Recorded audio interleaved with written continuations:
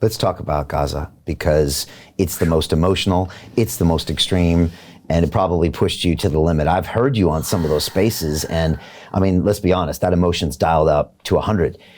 Even though, I mean, Russia was dicey, but you've got people on those spaces, and sometimes you have to tell people to quiet down. Sometimes you have to say, look, you're being biased here, you're getting emotional.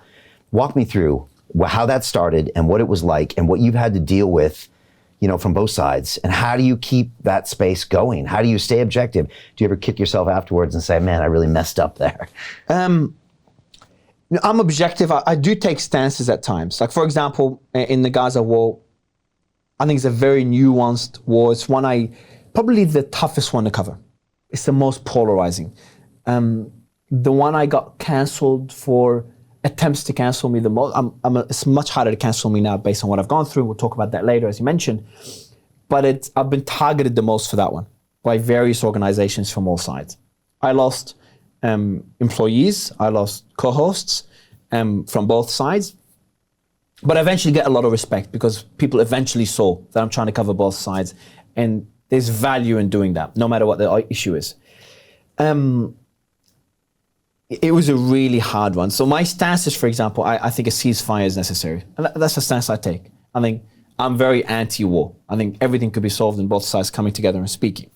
But this is where it kind of stops. Beyond that, as soon as I start taking stances, even though I have stances personally, I don't share them, or I try not to have them impact the space.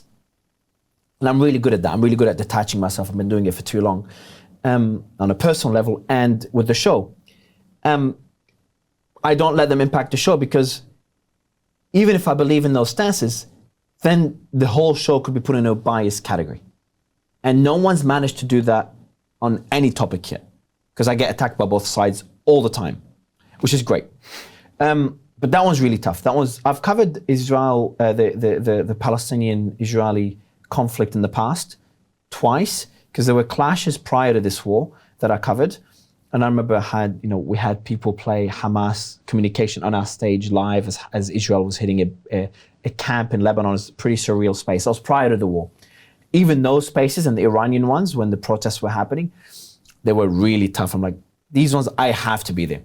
So my co-hosts, who's been my co-host for many months, obviously he had a very strong stance on one side. So we parted ways because of that. And because he thought you were being biased to the other side. To the other side. Eventually he understood that I'm trying to be centrist. He disagrees with me, but he's extremely biased on one side. And I respect, I've never badmouthed him or anything, but he was very passionate about that. Is it because when the emotions get so high, the logic goes out the window, even with people that are super intelligent and super logical? Is that what happens? Yeah, I'll mention in a general way. Yes. Some of the smartest people get triggered. Everyone has a topic that triggers them.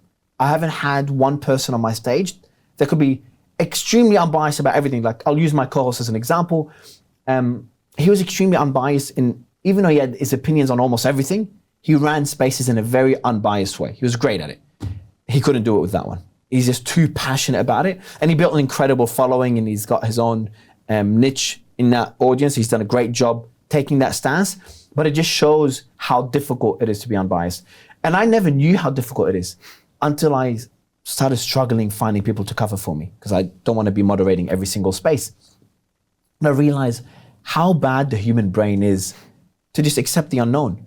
I don't know what the real motives are behind the Russia war. I can make assumptions. I don't know. I don't know what Israel's motives are in Gaza. I don't know what Hamas's motives were prior to October 7th. I can only make assumptions.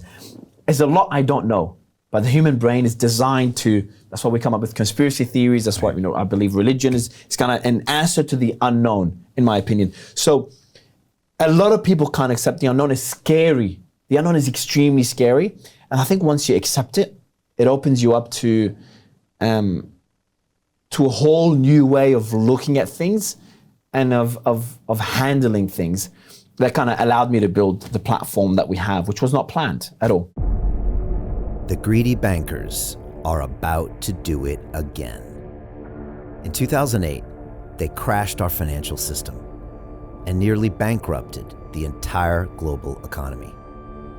Then they received trillions of dollars in government bailouts.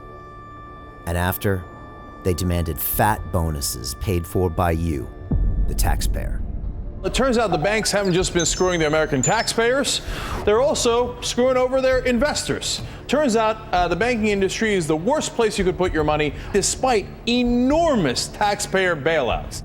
Now the bankers are back to take away your financial freedom. They lie and tell you that cryptocurrency isn't safe.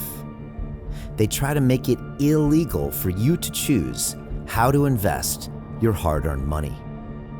They lie and say cryptocurrency is used by money launderers and criminals. But look at the record. It's the banks themselves that launder hundreds of billions of dollars every year to the biggest criminal operations in the world. Leaked documents have revealed how some UK banks have helped criminals, money launderers and Russians under sanctions. American authorities discovered that the Sinaloa cartel moved $881 million through HSBC accounts as bank officials turned a blind eye to the illegality. The bankers lie and say cryptocurrency is not a real investment. Meanwhile, the smartest CEOs in the world are buying billions and billions of it.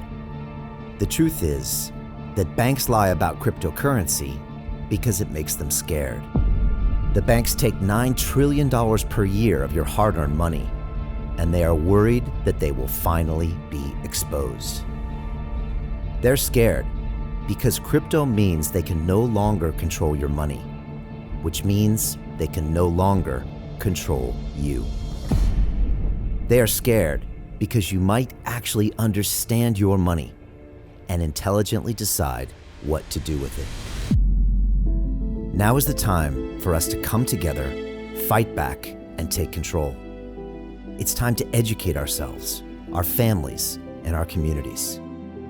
Because financial education means financial freedom. We know that cryptocurrencies will help us build the new decentralized financial system of the future. A banking system that is of the people, by the people, and for the people. A banking system where access to finance is a fundamental human right.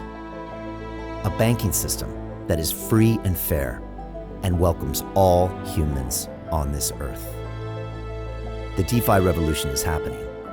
We, the people, can no longer be fooled. We choose to take control of our finances. We choose to take control of our freedom.